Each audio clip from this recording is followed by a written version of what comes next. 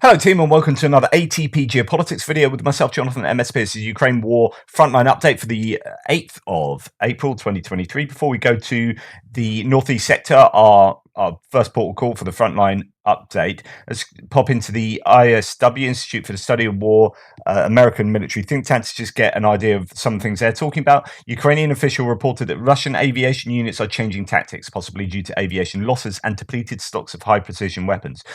So Yuri Ignat, the spokesperson for the Ukrainian Air Force, has said that Russian aviation units are reducing their operations in the immediate vicinity of the Ukrainian positions and are increasingly relying on more remote aviation strikes with guided bombs. So the use of these answers to the JDAM, which are dumb munitions with guidance, GPS and fins put on them, or wings put on them, and they're using them from Su-35 aircraft, and they can be fired from more than or dropped from more than 50 kilometers away. Obviously, the higher you get, if you want a longer range, you have to get higher, and if you get higher, you're more easily or you're more vulnerable to anti-air defense systems. Okay, so these modified aerial bombs are likely less precise than other munitions that Russian aviation units have previously used in Ukraine, but Russian forces may be changing aviation tactics to mitigate the risk of further aviation losses by operating out of the range of most Ukrainian anti-aircraft and air defense systems at the cost of the ability to conduct close air support, CAS. Okay, going to the northeast sector, so that's Kupiansk to Svatova to Kreminna. Really quiet, to be quite honest. The ISW says that there are repelled attacks in Torska, Terny, Nevska, and Makivka. Okay, so that's all. So my map would have Kupiansk up here, Svatova here, and then we're talking about Makivka, Nevska, Terny, Torska. Those are the sort of places where activity is happening towards there, somewhere in this sector, but really not a lot of other information. The ISW does talk about, again, the use of the thermobaric TOS-1A thermobaric weapon in the Kreminna area. The deep state map, the pro-Ukrainian map, has some gains for the Russians just south of Dobrova, literally just like that amount there. A very small amount, but don't know whether that's readjusting their map or an actual advance. I haven't heard anything in the area. This, I was just reading this earlier. While everybody keeps keeps talking about Bakhmut, the biggest accumulation of forces is near Kreminna now, followed by Svatova. In Kreminna, Russians have gathered more than 550 pieces of armoured equipment, and in Svatova, 450 pieces, doubling the number in just 1 week. A third of those are tanks. While everybody keeps talking about the Russians running low on equipment, they're preparing for further offensives with a clear aim to liquidate Seversk bridgehead and push our forces, so the Ukrainian forces, back to the Oskil River. Spoiler, they won't be able to do it. Compare those numbers to what the Ukrainian is given in a while. Check what they've been able to accomplish. Now adjust your expectations to our future offensive.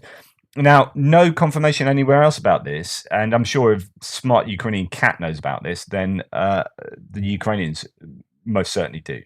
The theory or the claim here is that the Russians have accumulated large numbers of mechanized equipment in the Svatova area and the Kreminna area. Will that be for a potential defense against a Ukrainian counteroffensive in this area, or is this for their own offensives from both of those places? I don't know, but I don't know how reliable that claim is, but something to consider, I guess. Right, let's move south of there towards Bakhmut, but not before seeing what Rybar, the pro-Russian source, says. So in the Limansky sector, so that's the kind of Makivka area and Seversky Donetsk River, just going through the Serebranska forest, just south of Kreminna, positional battles are taking place along the entire line of contact. Russian artillery inflicts intense strikes on the defensive and rear positions of the enemy. And that's all that Rybar had to say before going on to Bakhmut. What did they say about Bakhmut? In the north of Bakhmut, Wagner PMC fighters have shifted. Oh, that reminds me. The ISW did mention actually something else there. An interview with Ukrainian soldiers published on April the 7th reported that Wagner Group fighters are the primary Russian force operating near Seversk, and that is this area here. So Wagner, the claim is from one Ukrainian source that is Wagner that is operating predominantly around that area. Anyway, to return to Rybar, I interrupted myself, sorry. In the north of Bakhmut, Wagner PMC fighters have shifted the vector of attacks and are advancing along the northern headquarters. Several residential areas on Zelenaya Street near the Alley of Roses have been liberated. So if we go to look at where that is, not a lot of not a lot of information about anything going on in this particular area. Some mention of Verkhnokamianska, but no real details outside of repelled attacks. And then we come into the Bakhmut area, if my map actually does what it's supposed to.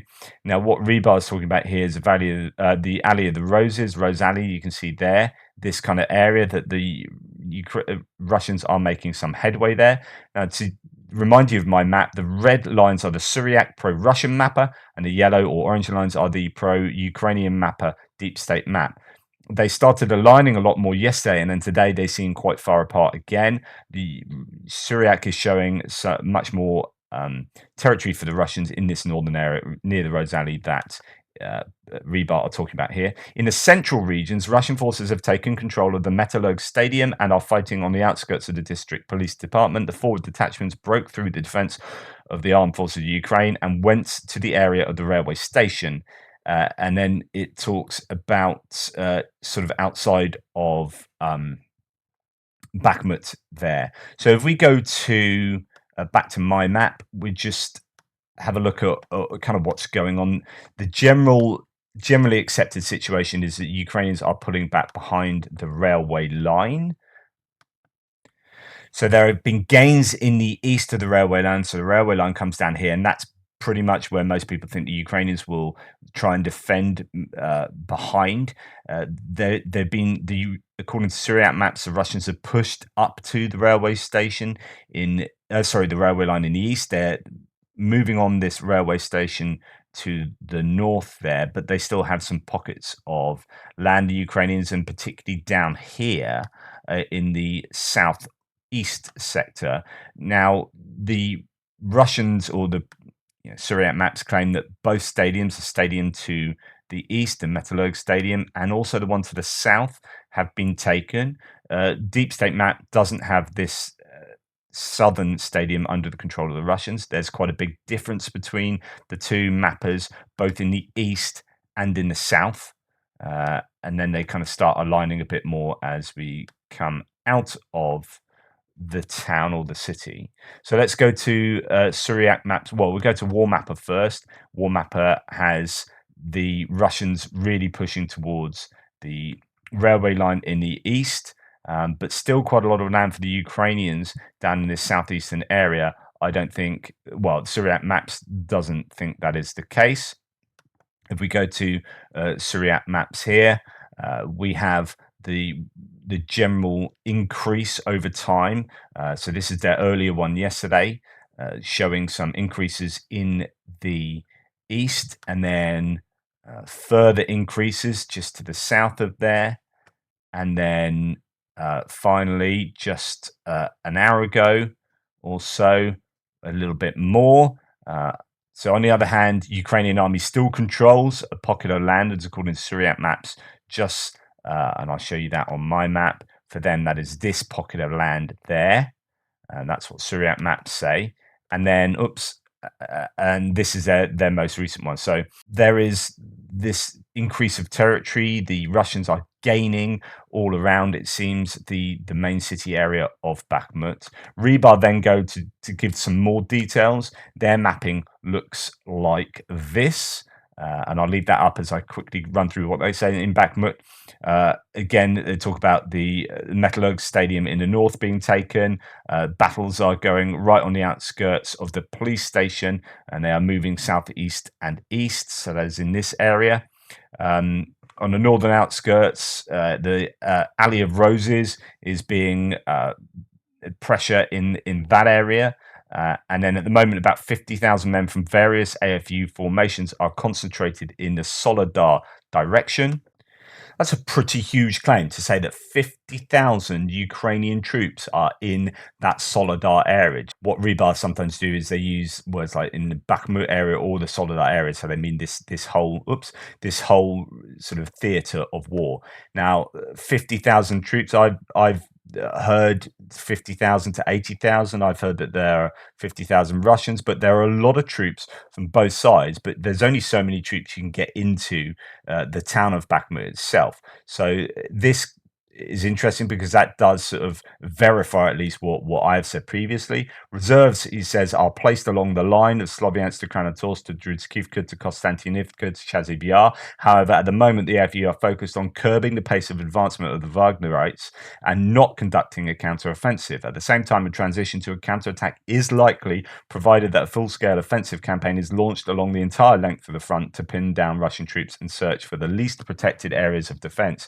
That's interesting. So what Rebar is saying is that this is like the deep battle doctrine of the Russians, that it could be that they have large amounts of forces all around this area, Sloviansk, Kramatorsk, Druzhkivka, Konstantinivka, I mentioned all of those, and they might do probing attacks everywhere to find the place of the least resistance and then exploit that weakness. And that's exactly what the Russians were seeming to do in their offensive themselves. I don't know that that's what the Ukrainians will do. I think the Ukrainians will have a very precise idea of where they are going to counterattack.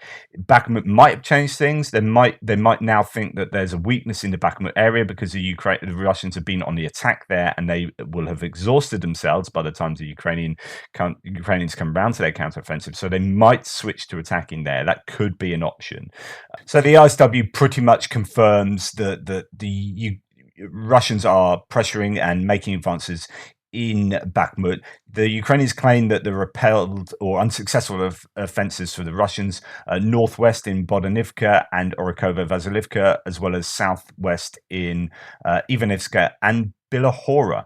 So just to let you know, that is Bodanivka is up around here, Orikovo-Vasilivka is up there, and Bilahora is further down. Yes, further just north here of Dilivka. So Bilahora is there near Kurdyivka. So there are unsuccessful attacks there, but ISW does say here that geolocated footage posted April the 6th shows that Russian forces have advanced to about 3 kilometers south of the T0504 Konstantinivka Chasiv Yar Bakhmut highway southwest of Bakhmut, and it gives this as evidence of that. So the Ukrainian mortars have hit Russians near Bakhmut, and gives that geolocation. So let's see where that puts the Russians on my map, and see what we can make of that. So that would certainly indicate that the Russians have made some advance if they are being hit in there. That is, though, remember, grey area doesn't necessarily mean they control that, and that's the same for both sides. When we see troops or activity in a certain area, it doesn't mean control. But if the Russians do control that area, then there has been a push back towards a highway, and that is a worry for the Ukrainians. Reporting from Ukraine's video last night talked about how the Russians have stopped hassling these highways so much because since they found out that the Ukrainians are using tunnels to get in, so it's not so important to hit these supply routes. I don't know if that's the case. There was most of the video was talking about how both sides are using tanks quite a bit in Bakhmut. So Bakhmut was interesting because for a long time you didn't really get any mechanized equipment being used. The Russians didn't have too much of it. The Wagners, I don't think, have so much of the conventional kind of mechanized equipment like tanks and APCs and IFVs compared to the conventional forces, and it maybe didn't lend itself previously to using such equipment. But actually tanks can be useful in urban environments. They can hide themselves quite well whilst also being able to take out buildings quite quickly compared to what troops can do. So there's a lot of footage now coming out of tanks being used. I'll come to that in a second. So here's a tank doing a nice drift around the corner. This is a Ukrainian tank in the Bakhmut area, just evident that they are there. Here's a Ukrainian tank. This has just come out this morning. I think it's stuck, but I'm not 100% sure. I don't know if it's abandoned or whether that's smoke coming out of it, but it gets hit by a rocket just to the side. So the Russians hit that tank. I presume the crew here is out of the tank. And they are the ones hiding here, but not 100% sure the provenance of these. We've got a Russian tank on fire in Bakhmut, T-72B3, apparently. There's as I say, a lot of footage. Then we have a Ukrainian tank apparently in the Ivaniska area, I think, taking out entrenchments on the road to the south of Bakhmut. Possibly, I can't verify the claim of where that is taking place, but that is a tank being used around there. Ivaniska, close to Bakhmut. But again, provenance not sure as in the time of this, but the point is that tanks are being heavily used now. Likewise, there's been a lot of destruction. So here is drone footage of destruction on one of the roads into Bakhmut, and you can see that there are Humvees. There's an awful lot of these are Ukrainian pieces of kit, SUVs, all sorts of different bits of equipment. There is a bit of an equipment graveyard, and that's been the case over time as they've been running things in and out. So T-72 tank, M113 APC, BTR-4, and Humvee. So the whole range of equipment there: tanks, APCs, IFVs, and MRAPs, mine-resistant ambush protection vehicles. And then on one of those, I can't remember if it's the southern road going in or the northern road, so the 00506 through Kromova or the T0504 through Ivaniska. One of them has a bridge that's been blown. I know there was a bridge blown here. It might be this one there. And there's now a tank bridge or one of these AEV armored engineering vehicles has dropped a bridge possibly there, but it looks like, and this video has just come out, or at least for me, this is the first time I've seen this video, so it possibly is very recent, of a Ukrainian SUV hanging between the rails of that bridge, and that's a problem because it means you can't use the bridge, as you can see there. So, and of course these guys are then vulnerable to be hit by artillery and whatnot. So that could be a bit of a problem for the Ukrainians. Now, talking about being hit by artillery, I've shown you recently, let's go back to where it is. So much stuff up here. Yeah, I showed you yesterday how a Nonna self-propelled mortar was hit, a Russian one in Krishchivka, which is just to the south here. That was hit in there. That's geolocated to being hit in there. Well, another one's been hit. So I don't know whether they are purposely hunting out these. And in fact, I think there's footage of a third one being hit as well. Krishchivka continues to be become a graveyard for Russian 2S9 Nonna self-propelled mortars as Ukrainian forces from the 128th Territorial Battalion destroy another pair with drones spotted. Yeah, so that's another 2 being destroyed.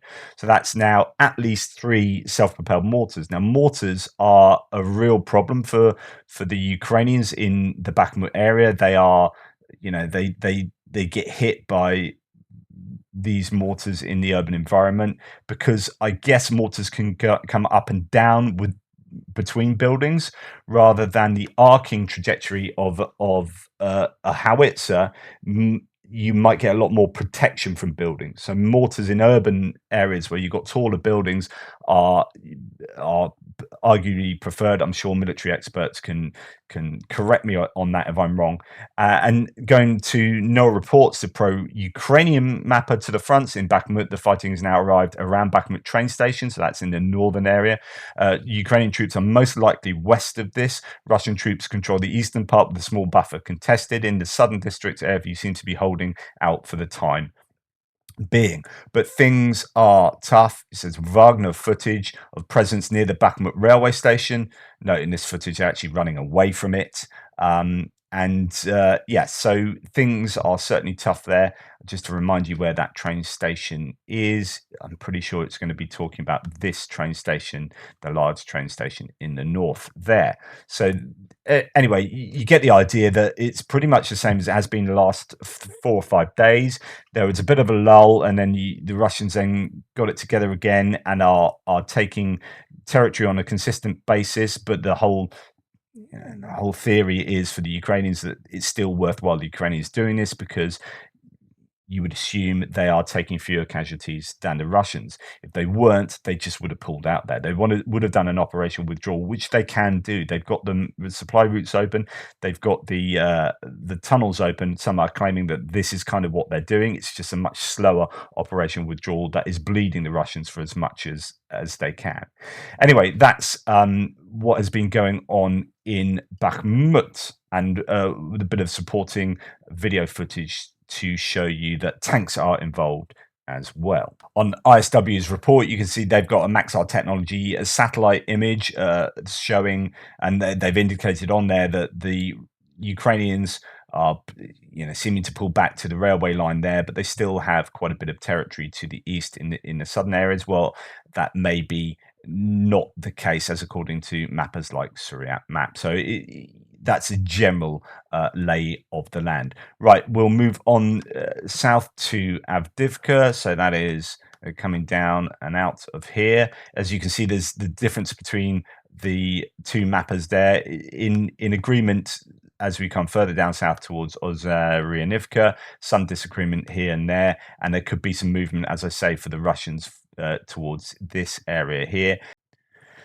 Let's zoom out and come down to Avdivka, just past Toretsk and Shumir, New York, past Novobakhmutivka, Krasnoyarivka, and then into Avdivka itself. Okay, the ISW states that usual kind of repelled attacks around Pervomaisky to the southwest, and Novokalinove to the northwest as well. So that's here and here, but not really an awful lot to report about Avdivka. Warmapper says that nothing has changed, no confirmed changes of control since the last time. No report says Ukrainian forces have solidified positions south of Avdivka, forcing Russian troops to fall back to Donetsk airport area south of Spartak. The attacks near Stepovo and Vodyany have decreased. Shelling and aerial bombardment still occurs around the clock. So that's to say that it's decreased activity. The Russians were pushing towards Stepovo. Originally, there were some claims that they'd got a foothold in there, but also activity around Vodyany has decreased, and that the Ukrainians have made some gains, and that foothold has maintained, and they've pushed the Russians back to the airport area. You can see the airport there, so that is a Spartak area. So a little bit of toing and froing, as according to no reports. There's lots of footage, and I showed you on the news report this morning that Avdivka has been hit really badly by shelling, and that there are fires in some of the buildings, and it is going to start looking like Marinka fairly soon, Avdivka. And speaking of Marinka, so that's really all there is to say about Avdivka. But the most interesting thing for me from the ISW report is that it's all happening in Marinka. Now, they've been giving basically no paragraph space to Marinka the last few days. Just kind of, there are attacks in Marinka, and that's that. Just almost an extra word of a list of places that are being fought over. But now it says that on the front line on April the 7th, the Russians appeared to be concentrating offensive operations in the Marinka area. There were reports that the Ukrainians had regained some of Marinka. I've not seen that reflected in maps, but those are the claims. The Ukrainian General Staff additionally noticed that the fiercest battles are ongoing near Marinka, where Ukrainian forces repelled 29 Russian ground attacks of the 80 total ground attacks reported across the theatre on April the 7th. There could even be more attacks in Marinka than in Bakhmut. Right, so 80 attacks up and down is that's ticking back up. We've seen very few attacks over the last 4 or 5 days. That could be due to the weather, snow, then melting snow, and there are some pretty horrible trench situations and video footage coming out of submerged trenches. Really horrible environmental situation for a lot of those troops, and that could be why there's been a much lower number of attacks. Well, that intensity has shot back up. Although 80 is still not what it was, in months past. That's more than it has been for the last kind of week or so, and Marinka seems to be where it's happening. However, I don't have any information on changes of territory or anything beyond that. There's intense battles going on there, but there's been no gains there for the last 2 weeks possibly, and they have lost some ground in the Pobjeda area, where they were pushed back a few days ago by the Ukrainians quite some way. But again, no other detail other than that. Rebar, the pro-Russian source, talks about in Marinka, Russian units continue to storm the enemy defenses west of Druzhba Avenue. So that is the road cutting the middle of Marinka in two, and they are Rebar claiming the Russians are to the west of that. At the same time, Russian troops supported by tanks are attempting to advance through forest plantations to the north and south of the city. And then we go back to the ISW to see that in the rest of Western Donetsk, the Russian forces did not conduct any confirmed attacks. The Russian Eastern Russian MOD claimed that units of the Eastern Group of Forces prevented an attempted Ukrainian advance in an unspecified location somewhere in Western Donetsk. So who knows where that is. And that's pretty much that. Mobilized personnel are making unspecified advances near Vuhledar. So that's according to Russian mill bloggers. And that's pretty much that with regard to Donetsk. So as we come out of Marinka and come down to Vuhledar, we have possibly some activity around there, as mentioned, but no changes of territory. And then it's over to out of the Donetsk Oblast and towards the Zaporizhia Oblast. I told you in the news report this morning about the Vuhledar nuclear power plant and how there was an attempt to storm that back in October. The Ukrainians did attack it with a whole load of boats, but they were repelled. It was too difficult. It's really heavily mined. There were tanks, artillery, ground forces, all sorts, firing at the Ukrainians as they were attacking across the water, and they decided it was going to be involving too much of a loss of life to continue that, so they turned back and didn't continue the attack. A couple of special forces boats managed to land, and there was a 3-hour firefight, but they basically pulled out of there. This is really heavily. There's obviously a lot of equipment. We've seen video footage and photo footage of equipment stored there because they know that if they store it there, it can't be blown up. And you can argue about the merits of that or not, but it seems pretty sensible. It's the same kind of theory about hiding military vehicles in hospitals and things. There's arguments as to whether that is a war crime or not, but there is a sense in kind of ring fencing that equipment from not being able to be hit by the enemy. And that means that in order to get that nuclear power plant back, say the Ukrainians, really, you've got to now be conducting a counteroffensive that goes down to Melitopol and beyond to encircle this. You're not going to take it in a head-on attack. As we come down to the Kherson area, the ISW talks about mining. A video appeared in local Kherson sources, as it said, Russians are mining the left bank of the Dnipro River, and I believe that is somebody throwing out mines into the river. So that is taking place, and that makes it obviously very difficult to safely navigate around the river and execute military maneuvers. Now, here we have on the left bank of the Dnipro Kherson Oblast, Ukrainian forces from the 73rd Maritime Special Operations Center track and then strike a Russian squad occupying a local dacha with drone-spotted indirect fire. And here we have, they see them going and taking positions in houses, maybe a squad of 5 or so people, and then take out the house with artillery fire, as you can see happening there. Not always wholly accurate, but then they walk it in, get closer and closer, and then end up doing the damage they intend to do. And the house gets taken out. And it looks like, is that someone carrying someone else? So it's difficult to know the casualties taken in such episodes. And then you go and find out where that is. So that is geolocated to this position. And it is there. So this is the Potemkin Island. It's just on that thin strip of land between these two parts of the river in the delta. And then we've also got the claim here of Ukrainian artillery hit and destroyed a base of Russian forces south of Kherson city. Now, why I do this is because we've just seen the footage of that, right? And we've seen that house get blown up and attacked, or around that, and possibly the odd casualty.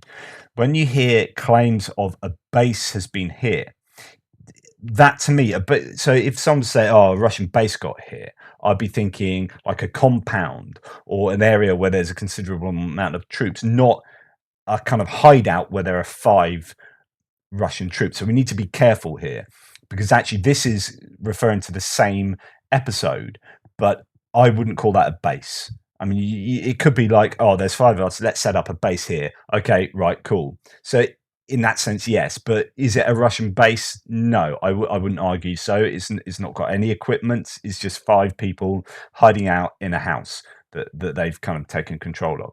So we need to be careful when interpreting these sort of claims. I think that was worth pointing out. Then we go to Crimea just quickly, that there are explosions reported in Feodosia, which is a port in Crimea. A couple of big explosions there, apparently.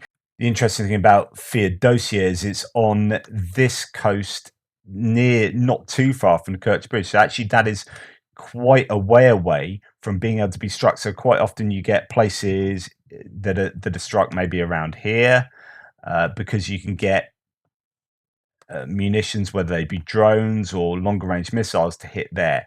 It's much more than occasionally you hear about Sevastopol in terms of the odd